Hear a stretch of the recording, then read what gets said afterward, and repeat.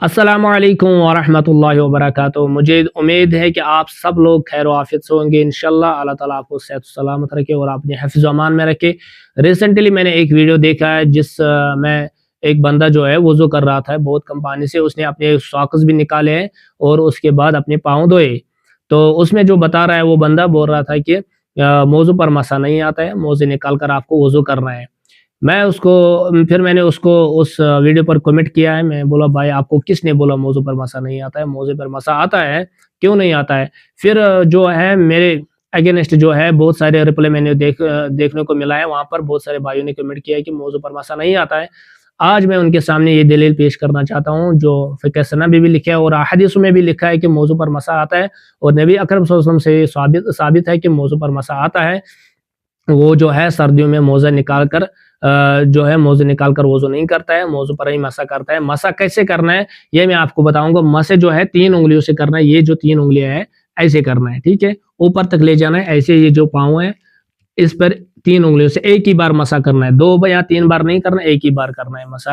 اگر ہم عقل کی طاقت سے دیکھیں، اپنی عقل کی طاقت سے ہم کہیں گے کہ موضوع پر مسا آئے گا لیکن نیچے آئے گا۔ بہت سارے لوگ جو ہے وہ نیچے بھی کرتے ہیں موضوع پر مسا، ٹھیک ہے، یہاں پر نہیں آتا ہے مسا۔ یہ ہمارا عقل جو ہے وہ کہتا ہے کہ نہیں، نیچے جو ہے تھوڑا گندا ہوتا ہے، نیچے کرنا مسا، لیکن نہیں، یہ جو دین ہے ہمارا کہہ رہا ہے کہ، اور نبی اکرم صلی اللہ علیہ وسلم جو کہہ رہا ہے، جو اس نے کیا ہے تو وہ کرنا ہے ہم کو 3 انگلیوں سے اوپر سے، ٹھیک ہے، ایک ہی بار ایسے مسا کرنا ہے، یہاں تک لے جانا ہے، تو ایک بار کرنا ہے۔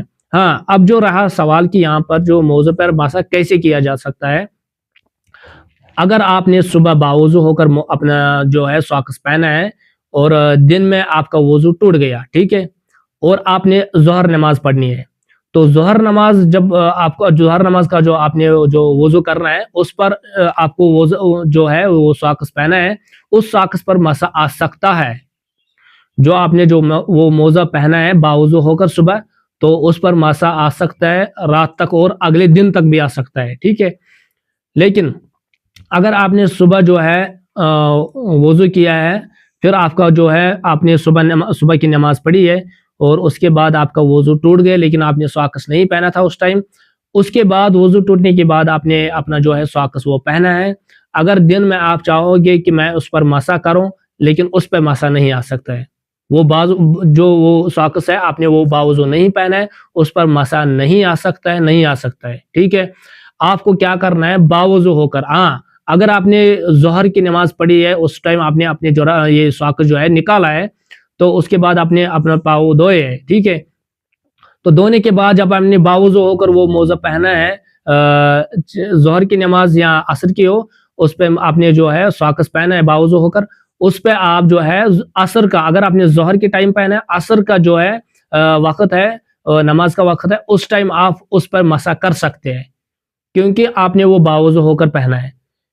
بے وضو ہو کر آپ نے جرابے پہنا ہے، پھر آپ بولو گی کہ اس پر مسا آئے گا، نہیں آئے گا، ٹھیک ہے۔ اور دوسرا جو ہے جو آپ کا ساکس ہے وہ صاف ہونا چاہیے، اس میں کوئی بدبو یا سمیل وغیرہ نہیں ہونی چاہیے، اس پہ یہ جو ہے مسا نہیں آ سکتا ہے، ہاں صاف ہونا چاہیے اور پھٹا ہوا نہیں ہونا چاہیے، اس پہ مسا آ سکتا ہے دن میں اس پر کئی بار بھی، اور رات کے دوسرے دن بھی آ سکتا ہے آپ کا وہ جو ہے وہ مسا آ سکتا ہے اس پر، لیکن ہاں باوضو ہو کر پہنا ہے، بے وضو ہو کر نہیں پہنا ہے وہ ساکس، اس پر جو ہے مسا نہیں آ سکتا ہے۔ باوضو ہو کر آپ کو پہننا ہے ساکس، اس پر مسا آئے گا، یہ جائز ہے اور نبی اکرم صلی اللہ علیہ وسلم سے ثابت ہے، آپ یہ اس ویڈیو میں بھی دیکھ سکتے ہیں۔ As far as the first question is concerned, that can he do wudu and wear the socks and on the socks do masa, because it's difficult for him to take out his socks, he is in the healthcare industry, and can he refresh his wudu? The ruling for wudu is that if you are wearing socks, when you wear socks, should ensure that you are in the state of wudu. So if you ensure while wearing socks that you are in the state of wudu, then if your wudu breaks, while you are doing wudu, you need not remove your socks and wash your feet. You can do masa on top of your socks, that is permitted. And if you are a muqim, if you are a resident, you can do this for 1 full day. If you are a traveler, you can do for 3 days. And the ruling and the correct opinion is that from the time your wudu breaks, and when you do the first masa, first wudu while doing masa, from that time you can do wudu till next 24 hours.